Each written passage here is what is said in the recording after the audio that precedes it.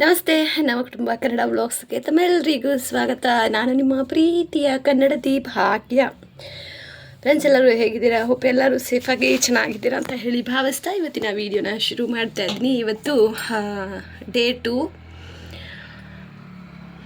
Periods daily, ಇವತ್ತು day 2. So still cleaning ಕೆಲಸ ನಡೀತಾ ಇದೆ. ಈಗ ಮಧ್ಯಾಹ್ನ 1 ಗಂಟೆ. ಈಗಷ್ಟೇ ಸ್ನಾನ ಮಾಡಿ ರೆಡಿ ಆದೆ. ಬಟ್ ಯಾಕೋ ಗೊತ್ತಿಲ್ಲ, ಪೀರಿಯಡ್ಸ್ ಟೈಮಲ್ಲಿ ಒಂದು ರೀತಿ ಎಮೋಷ್ನಲಿ ಒಂಥರ ವೀಕ್ ಆಗಿಬಿಡ್ತೀವಿ. ಆ್ಯಂಡ್ ಆಲ್ಸೋ ಫಿಸಿಕಲಿ ಸ್ವಲ್ಪ ವೀಕ್ ಆಗೋದು ಅದು ಎಲ್ರಿಗೂ ಸರ್ವೇ ಸಾಮಾನ್ಯ. ನನಗೂ ಯಾಕೋ ಬೆಳಗ್ಗೆಯಿಂದ ಕೆಲಸ ಮಾಡ್ತಾಯಿದ್ರು ಅಳು ತನಗೆ ತಾನೇ ಬರ್ತಾಯಿದೆ. ಯಾಕೆ ಅಂತ ಗೊತ್ತಿಲ್ಲ, ಏನು ಫೀಲಿಂಗ್ ಅಂತ ಗೊತ್ತಾಗ್ತಾ ಇಲ್ಲ. ನಮ್ಮ ಯಜಮಾನ್ರು ರೇಗಿಸ್ತಾಯಿದ್ರು, ಏನಾಯಿತು, ಬೈಕಿಗೆ ಇಟ್ಕೊಂಡಿದ್ದೀಯಾ, ಅಳ್ತಾ ಇದೆಯಲ್ಲ ಅಂತ ಹೇಳಿ. But still I don't know, ಬೆಳಗಿಂದ ಏನೋ ಒಂಥರ ಫೀಲಿಂಗು. ಪೀರಿಯಡ್ಸಲ್ಲಿ ಹಾರ್ಮೋನಿಯಲ್ ಇಂಬ್ಯಾಲೆನ್ಸ್ ಎಲ್ಲ ಆಗ್ತಾ ಇರುತ್ತೆ. ಸೊ ಆಗ ಮೆಂಟಲ್ ಸ್ಟ್ರೆಸ್ ಅನ್ನೋದು ಹೆಣ್ಮಕ್ಳಿಗೆ ಆ ಥರ ಮಾಡಿಸುತ್ತೆ. ಬಟ್ ಮಾರ್ನಿಂಗಿಂದನೂ ನಾನು ಯಾಕೆ ಅಂತ ಹುಡ್ಕೋದ್ರಲ್ಲೇ ಕಾಲ ಕಳೆದೋಯ್ತು. ಯಾಕಿರ್ಬೋದು, ಯಾಕೆ ಅಂತ. ಬಟ್ ಸ್ಟಿಲ್ ಗೊತ್ತಿಲ್ಲ ಗೈಸ್, ಅದಾಗದೇ ಅಳು ಬರ್ತಾ ಇದೆ. ನಮ್ಮ ಯಜಮಾನ್ರು ಕೇಳಿದ್ರು, ಏನಾದರೂ ಬೇಕಾ ಹೇಳು ಅಂತ. ಬಟ್ ನನಗೆ ಏನೂ ಅನ್ನಿಸ್ತಾ ಇಲ್ಲ. ಬಟ್ ಅಳು ಬರ್ತಾ ಇದೆ.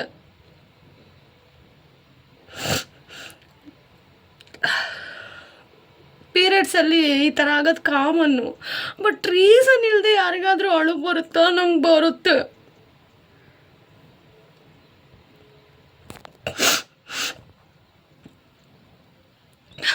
ಬೆಳಗ್ಗಿಂದನೂ ಕೆಲಸ ಮಾಡ್ತಾಯಿದ್ದೀನಿ. ಬಗ್ಗಿದ್ರೆ ನೀರು ಅದಾಗದೆ ಬರ್ತಾ ಇದೆ.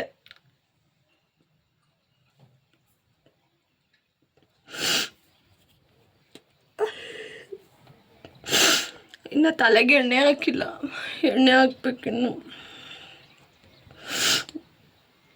ನಿಮ್ಗೆ ಯಾರಿಗಾದ್ರೂ ಗೊತ್ತಿದ್ರೆ ಕಮೆಂಟ್ ಮಾಡಿ, ಯಾಕೆ ಈ ಥರ ಆಗುತ್ತೆ ಅಂತ ಪ್ಲೀಸ್. ಓಕೆನಾ?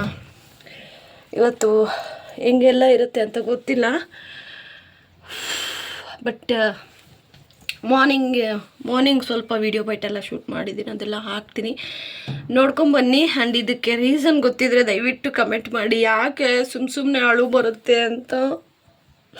ನಮ್ಮ ಸಾರ್ ಒಂದು ಮಾತು ಹೇಳೋರು, SSLC ಆ ಟೈಮಲ್ಲಿ. ಸರ್ ಅಂದರೆ ಈ ಥರ ರೀಸನ್ ಇಲ್ಲದೆ ಕೋಪ ಬರ್ತಾ ಇರುತ್ತೆ, ಆಮೇಲೆ ರೀಸನ್ ಇಲ್ಲದೆ ಅಳು ಬರ್ತಾ ಇರುತ್ತೆ ಅಂತ ಅಂದಾಗ ನಮ್ಮ ಸಾರ್ ಒಂದು ಐಡಿಯಾ ಕೊಟ್ಟಿದ್ದರು. ನಿಮ್ಗೆ ಏನು ಅನಿಸುತ್ತೆ ಅದನ್ನು ಒಂದು ಪೇಪರಲ್ಲಿ ಬರೀರಿ, ಅದನ್ನು ಬರ್ನ್ ಮಾಡಿ ಬಿಸಾಕಿ, ಆಗ ಬರಲ್ಲ ಅಂತ. ಬಟ್ ನಂಗೆ ಕಾರಣನೇ ಇಲ್ಲ, ಆದರೂ ಅಳು ಬರ್ತದೆ. ನಾನು ಏನಂತ ಕಾರಣ ಬರೀಲಿ, ಯಾಕೆ ಹಿಂಗೆ ಆಗ್ತಾಯಿದೆ ಅಂತಲೂ ಗೊತ್ತಿಲ್ಲ. ಪ್ಲೀಸ್ ನಿಮಗೆ ಗೊತ್ತಿದ್ರೆ ಕಮೆಂಟ್ ಮಾಡಿ, ಓಕೆನಾ? ಇನ್ನು ಟಿಫನ್ಗೆ ಅಂತ ಹೇಳಿ ಇವತ್ತು ಸ್ಪೆಷಲ್ ಅಂತಲೇ ಹೇಳಬಹುದು.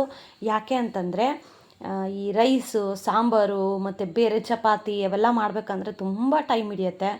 ಅದು ಈ ಟೈಮಲ್ಲಂತೂ ಯಾವಾಗ ಹೋಗಿ ಅಡುಗೆ ಮಾಡೋಗಿ ಮಲ್ಕೋತೀವೋ ಅಥವಾ ಕುತ್ಕೋತೀವೋ ಕಂಫರ್ಟಬಲ್ ಪೊಸಿಷನಲ್ಲಿ ಅಂತ ಅನ್ನಿಸ್ಬಿಡುತ್ತೆ.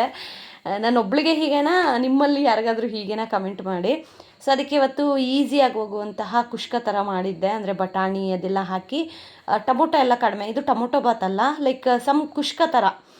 ಟೊಮೊಟೊ ಎಲ್ಲ ರುಬ್ಬಿ ಹಾಕಿದ್ರೆ ಅದು ನಮಗೆ ಟೊಮೊಟೊ ಬಾತ್ ಆಗುತ್ತೆ. ಬಟ್ ಇದು ನಾನು ನಮ್ಮ ಕಡೆ ಕುಷ್ಕ ಅಂತ ಕರಿತೀವಿ, ನಿಮ್ಮ ಕಡೆ ಏನಂತ ಕರಿತೀರೋ ಕಮೆಂಟ್ ಮಾಡಿ. ಆ್ಯಂಡ್ ಇದನ್ನು ನನ್ನ ಮಗ ತುಂಬ ಇಷ್ಟಪಟ್ಟು ತಿಂತಾನೆ. ಸರಿ ಲಂಚ್ ಬಾಕ್ಸ್ಗೂ ಆಗುತ್ತಲ್ಲ ಅಂತ ಹೇಳಿ ಒಂದೇ ಪಾಟ್ ರೆಸಿಪಿ ಥರ, ಅಂದರೆ ಒಂದು ಕುಕ್ಕರಲ್ಲಿ ಎಲ್ಲ ಹಾಕಿ ಮಿಕ್ಸ್ ಮಾಡಿ ಇಟ್ಟರೆ ವಿಶಿಲ್ ಬಂದರೆ ರೆಡಿ ಆಗುತ್ತೆ. ಎಷ್ಟು ಈಸಿ ಅಲ್ಲ? ಅದಕ್ಕೇ ಈ ಥರ ಈಸಿ ರೆಸಿಪಿಗಳನ್ನು ನೋಡಬೇಕು ಅಂತಂದರೆ ನೀವು ನಮ್ಮ ಚಾನಲ್ ಸಬ್ಸ್ಕ್ರೈಬ್ ಆಗಿದ್ದರೆ ಈ ಥರ ಈಸಿ ರೆಸಿಪಿಗಳನ್ನು ನಾನು ಆಲ್ಮೋಸ್ಟ್ ಶೇರ್ ಮಾಡ್ತಾನೆ ಇರ್ತೀನಿ. ಆಮೇಲೆ ಪ್ರತಿದಿನ ಮನೆಯಲ್ಲಿ ಮಾಡ್ತಕ್ಕಂತಹ ಸಣ್ಣ ಐಟಮ್ಗಳಾಗಿರಲಿ, ಅದನ್ನೆಲ್ಲ ಯಾರೂ ಹೇಳ್ಕೊಡೋದಿಲ್ಲ. ಬಟ್ ನಮ್ಮ ಚಾನಲಲ್ಲಿ ನಾನು ಆಲ್ಮೋಸ್ಟ್ ಎಲ್ಲ ತರಹದ ರೆಸಿಪಿಗಳನ್ನು ಶೇರ್ ಮಾಡಿದ್ದೀನಿ. ಆಮೇಲೆ ತುಂಬ ಜನ ರಿಕ್ವೆಸ್ಟ್ ಮಾಡಿ ಕೇಳುವಂತಹ ರೆಸಿಪಿಗಳನ್ನು ನಾನು ಶೇರ್ ಮಾಡಿರ್ತೀನಿ, ನೋಡ್ಬೋದು ನೀವು. ಆ್ಯಂಡ್ ಈಗ ಇಲ್ಲಿ ನನ್ನ ಮಗನ ಲಂಚ್ ಬಾಕ್ಸ್ಗೆ ಆ್ಯಂಡ್ ಆಲ್ಸೋ ಈಗ ಮನೇಲಿ ಊಟ ಮಾಡಲಿಕ್ಕೆ, ಅಂದರೆ ನಾನು ಕಂಪ್ಲೀಟ್ ಇದನ್ನು ಒಂದು 80% ಅಷ್ಟು ಸ್ವಲ್ಪ ಕೂಲ್ ಡೌನ್ ಮಾಡಿ ಅದಾದಮೇಲೆ ಬಾಕ್ಸ್ಗೆ ಹಾಕ್ತೀನಿ. ಇಲ್ಲಾಂದರೆ ಬಿಸಿಲುಗಾಲಕ್ಕೆ ಬೇಗ ಒಂಥರ ಸ್ಮೆಲ್ ಬಂದುಬಿಡುತ್ತೆ. ಬಿಸಿ ಹಾಕಬೇಡಿ. ನೀವು ಅಷ್ಟೇ ತಾಯಂದ್ರೆ ಯಾರಾದರೂ ನೋಡ್ತಾ ಇದ್ದರೆ, ಮಕ್ಕಳ ಲಂಚ್ ಬಾಕ್ಸನ್ನು ಪ್ಯಾಕ್ ಮಾಡ್ತಾಯಿದ್ದೀರಾ ಅಂತಂದರೆ ಆದಷ್ಟು ಬಿಸಿ ಬಿಸಿನ ಪ್ಯಾಕ್ ಮಾಡೋದನ್ನು ತಪ್ಪಿಸಿ ಸ್ವಲ್ಪ ಒಂದು 80% ಆದರೂ ಸ್ವಲ್ಪ ಫ್ಯಾನ್ ಗಾಳಿಗೆ ಆರಿಸ್ಬಿಟ್ಟು ಅದಾದಮೇಲೆ ಬಾಕ್ಸನ್ನು ಪ್ಯಾಕ್ ಮಾಡಿ. ಯಾಕಂದರೆ ಈಗ ಬಿಸಿಲುಗಾಲ, ಇನ್ನೊಂದು 15 ಡೇಸ್ ಅಷ್ಟೇ ಮಕ್ಕಳಿಗೆಲ್ಲ ಸ್ಕೂಲ್ ಇರುತ್ತೆ. ಅದಾದಮೇಲೆ ಎಕ್ಸಾಮ್ಸು ಕಂಪ್ಲೀಟಾಗಿ ಬೇಸಿಗೆ ರಜಾ ಶುರುವಾಗುತ್ತೆ. ಇನ್ನು ನಮ್ಮ ಕಡೆ ಅಂತೂ ಊರಹಬ್ಬಗಳಂತೂ ಶುರುವಾಗುತ್ತೆ. ಈ ಬೇಸಿಗೆ ಕಾಲ ಬಂತು ಅಂದರೆ ಎಲ್ಲ ಕಡೆ ಹಬ್ಬ. ಹೆಣ್ಮಕ್ಳಿಗಂತೂ ಏನಂತೀವಿ, ಜನ್ಮ ಅಂದರೆ ಹುಟ್ಟಿದ ದಿನಗಳೆಲ್ಲ ನೆನಪಾಗ್ಬಿಡುತ್ತೆ. ಅಯ್ಯೋ ಭಗವಂತ, ಯಾಕಂದರೆ ಕ್ಲೀನಿಂಗು, ನೆಂಟರು ಬರ್ತಾರೆ, ಚಿಕನು ಮಟನ್ ಮಾಡಬೇಕು, ಇವೆಲ್ಲ ಇರ್ತವೆ. ಸೊ ಯಾರೆಲ್ಲ ಎಕ್ಸೈಟೆಡ್ ಆಗಿದ್ದೀರಾ ಊರಹಬ್ಬಗಳಿಗೆ ಕಮೆಂಟ್ ಮಾಡಿ. ಸೊ ಇನ್ನು ಪರಿಯನ್ನ ಲಂಚ್ ಬಾಕ್ಸ್ ಪ್ಯಾಕ್ ಮಾಡಿ ಅವನ್ನ ಕಳಿಸ್ದೆ. ಸೊ ಬೆಳಗಿಂದನೂ ನಾನು ಇಂಟ್ರಡಕ್ಷನ್ ವಿಡಿಯೋದಲ್ಲೇ ನೀವು ನೋಡಿರ್ತೀರ, ಒಂಥರ ಬೇಜಾರು. ಯಾಕೆ ಗೊತ್ತಾ? ರೀಸನ್ ಇಲ್ಲದೆ ಕಣ್ಣಲ್ಲಿ ನೀರು ಬರೋದಿಲ್ಲ. ಇವತ್ತು ಮಂಗಳವಾರ, ಪೀರಿಯಡ್ನ ಸೆಕೆಂಡ್ ಡೇ. ಅಂದರೆ ನಾನು ನಿನ್ನೆ ನಿಮಗೆ ಕ್ಲೀನಿಂಗ್ ವಿಡಿಯೋ ಹಾಕಿದೆ, ನೆನಪಿದೆಯಾ? ಸೊ ಕ್ಲೀನಿಂಗ್ ಎಲ್ಲ ಆದಮೇಲೆ ಅದಾದಮೇಲೂ ನಾನು ಫ್ರಿಜ್ಜನ್ನು ಕ್ಲೀನ್ ಮಾಡಿಕೊಂಡೆ. ಅದನ್ನು ನೆಕ್ಸ್ಟ್ ವಿಡಿಯೋದೆಲ್ಲ ಅಪ್ಲೋಡ್ ಮಾಡ್ತೀನಿ, ಅದಕ್ಕೆ ವಾಯ್ಸ್ ಓವರೆಲ್ಲ ಕೊಟ್ಟು. ಕ್ಲೀನಿಂಗ್ ಎಲ್ಲ ಮಾಡಿ ಫ್ರಿಜ್ಜು ಆಲ್ಮೋಸ್ಟ್ ಒಂದು ಸಾಯಂಕಾಲ 6 o'clock ಹಾಗೆ ತುಂಬ ಹೊಟ್ಟೆ ನೋವು ಶುರುವಾಯಿತು. ಸರಿ ಏನು ಅಂತ ನೋಡಿಕೊಂಡ್ರೆ ಓಕೆ ಅಂತ ಗೊತ್ತಾಯಿತು, ಕನ್ಫರ್ಮ್ ಆಯಿತು. ಸೊ ಅವಾಗಿಂದ ನನಗೆ ಲಿಟ್ರಲಿ ನನಗೆ ಕಣ್ಣೀರು ತಡೆಯೋಕ್ಕಾಗಿಲ್ಲ. ಬಿಕಾಸ್ ಇವತ್ತು ಅಂದರೆ ಮಂಗಳವಾರ ರಾಯರ ವರ್ಧಂತಿ, ಅಂದರೆ ರಾಯರ ಹುಟ್ಟು ಹಬ್ಬ ಆಚರಿಸ್ಕೊಂತಹ ಒಂದು ಒಳ್ಳೆಯ ದಿನ.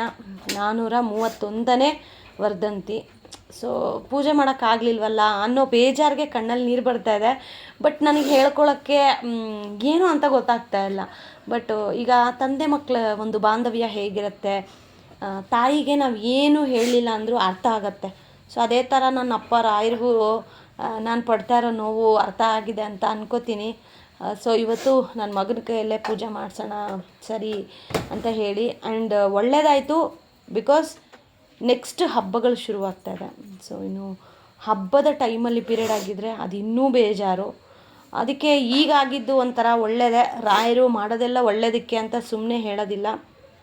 ಆ್ಯಂಡ್ ನಾನು ಯೂಶ್ವಲಿ ಈ ಥರ ಪೀರಿಯಡ್ಸ್ ಎಲ್ಲ ಆದಾಗ, ನಾವಿರೋದು ವಿಲೇಜ್ ಸೈಡಲ್ಲಿ, ಸೊ ಸ್ಟಿಲ್ ನಾವು ನಂಬ್ತೀವಿ ಕೆಲವೊಂದು ಪದ್ಧತಿಗಳೆಲ್ಲನೂ. ಹಾಗಾಗಿ ಕಾಡಿಗೆ ಇಡ್ತೀನಿ. ಆಮೇಲೆ ನಾರ್ಮಲ್ ಸ್ಟಿಕ್ಕರ್ ಇಟ್ಟು ಮೇಲೂ ಈ ಥರ ಐಲೈನರ್ ಇದ್ದ ಒಂದು ಡಾಟ್ ಅಥವಾ ಏನೋ ಒಂದು ಇಟ್ಕೋತೀನಿ. ಸೊ ಹಾಗೆ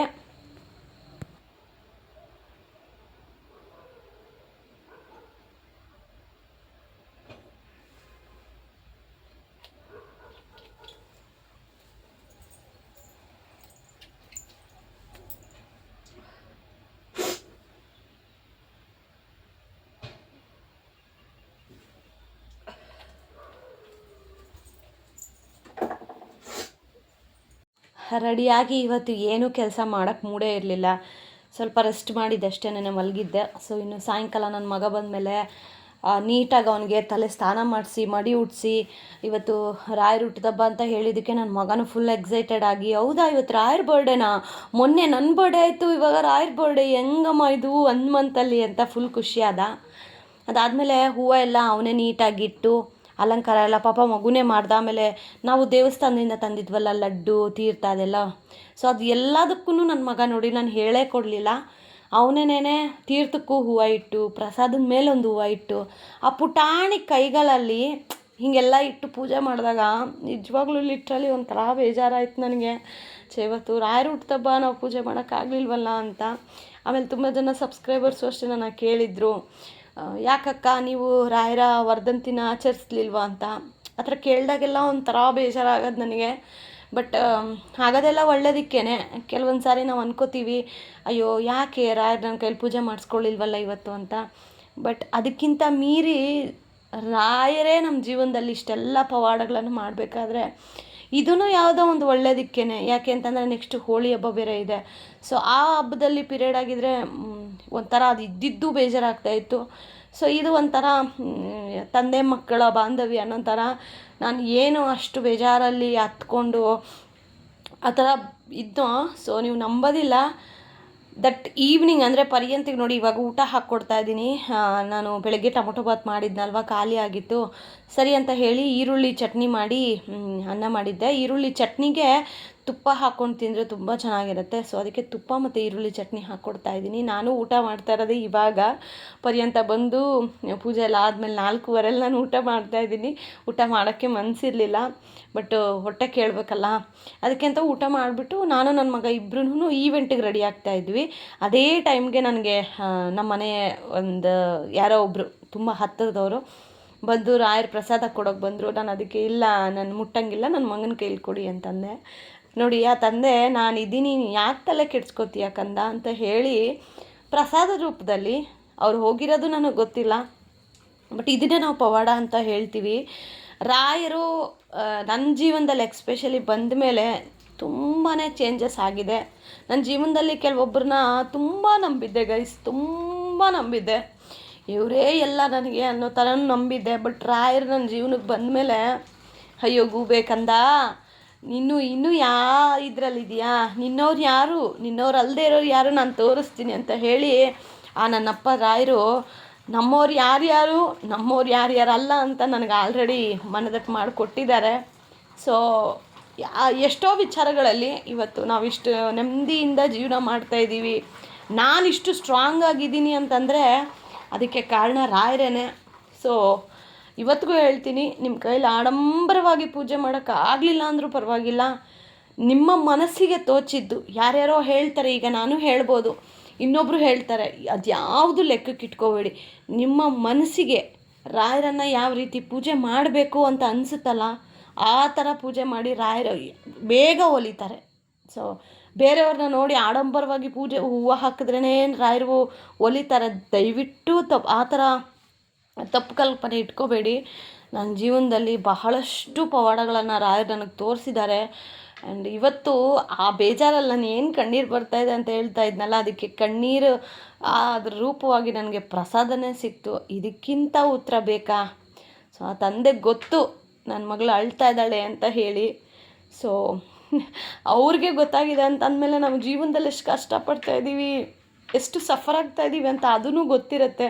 ಬಟ್ ಈ ಸಫರ್ಗೆ ಒಂದಲ್ಲ ಒಂದಿನ ಆ ಒಂದು ರಿಸಲ್ಟ್ ಏನಿರುತ್ತಲ್ಲ, ತುಂಬ ಒಳ್ಳೆ ರೀತಿಯಲ್ಲಿ ಬರುತ್ತೆ ಅಂತ ನಾನು ನಂಬಿದ್ದೀನಿ. ಸೊ ನೀವು ರಾಯರನ್ನು ನಂಬಿ ಎಲ್ರಿಗೂ ಒಳ್ಳೆಯದಾಗಲಿ. ಆ್ಯಂಡ್ ಇನ್ನು ನನ್ನ ಮಗಂದು ಬರ್ಡೇ ಕೇಕ್ ಇತ್ತು, ಸ್ವಲ್ಪ ಕ್ರೇವಿಂಗ್ಸು, ಅದಕ್ಕೆ ತಿಂತಾಯಿದ್ದೀನಿ. ಆ್ಯಂಡ್ ಇವತ್ತಿನ ವೀಡಿಯೋ ನಿಮ್ಗೆ ಇಷ್ಟ ಆಗಿದ್ರೆ ಪ್ಲೀಸ್ ಲೈಕ್ ಮಾಡಿ, ಶೇರ್ ಮಾಡಿ. Thank you.